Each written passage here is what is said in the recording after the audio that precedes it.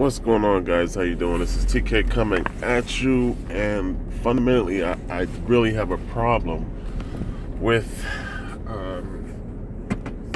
people that come into Bitcoin investments, because I appreciate the fact that investment programs allow people to earn Bitcoin, but I just saw a fundamental issue in one of the Bitcoin investment program support groups. The guy says, hey, how do I convert Bitcoin into cash?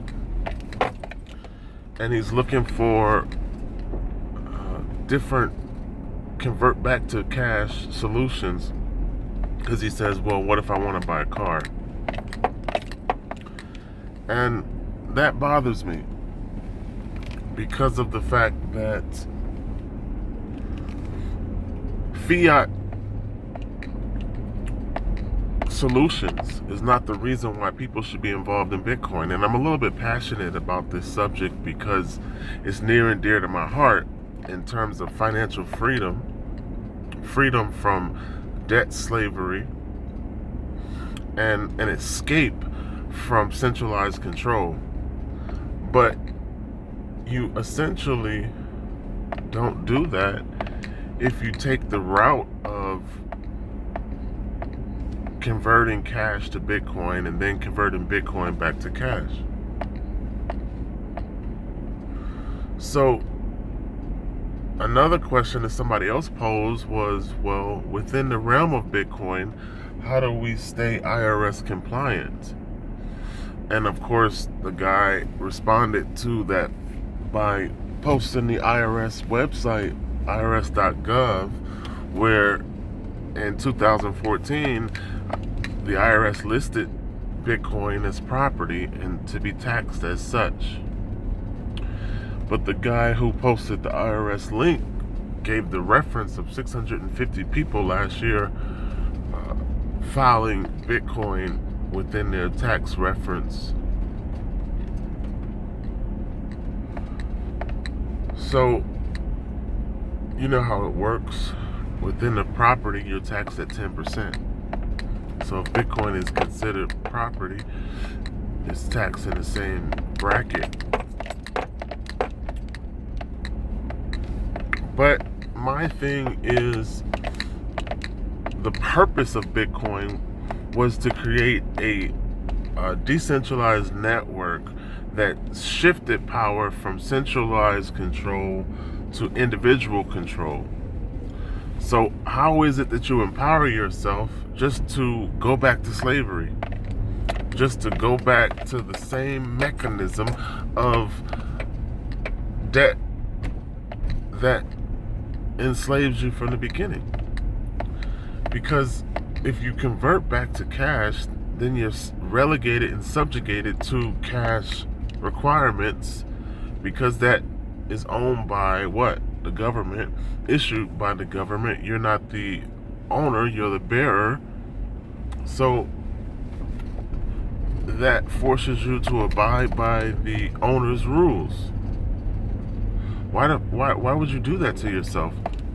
Why do you step into freedom and then go back to slavery? So the deal is, through Bitcoin, you don't need permission. If you want to buy a freaking car with Bitcoin, then get yourself a Bitcoin debit card like BitPay. And when you swipe your card, nobody knows that you're paying in Bitcoin, because the card does that conversion for you. So why the hell would you go back to cash once you have Bitcoin? What sense does that make in any realm of decentralized freedom? So I'm blown away by the fact that people come into Bitcoin with fiat mentality because it's the only reference point that they have.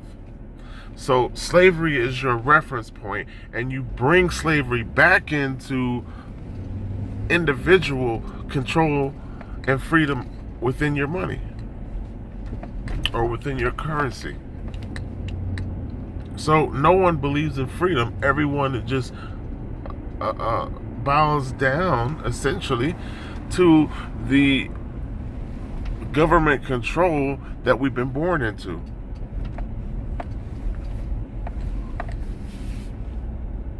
And that's the stuff that really makes me scratch my head. So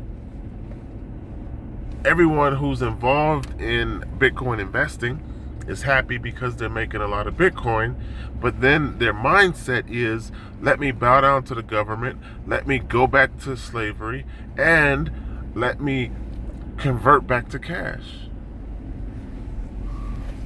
Bitcoin is individualized control without permission or an authority measure within your monetary decision-making process.